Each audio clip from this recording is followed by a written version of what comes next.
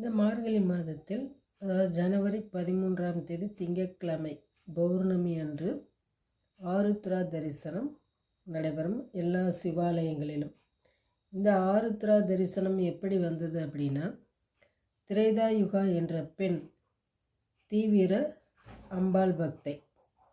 இவருக்கு திருமணமானது. அந்த காலகட்டங்களில் திருமணமான 4வது நாள் தான் முதலிரவு நடக்கும்.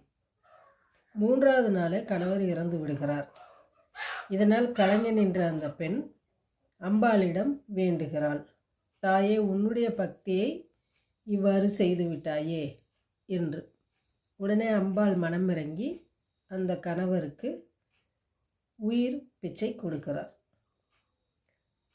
அவ்வாறு உயிர் பிச்சை கொடுத்து அந்த பெண்ணுக்கு தம்பதி சமேதராக காட்சியும்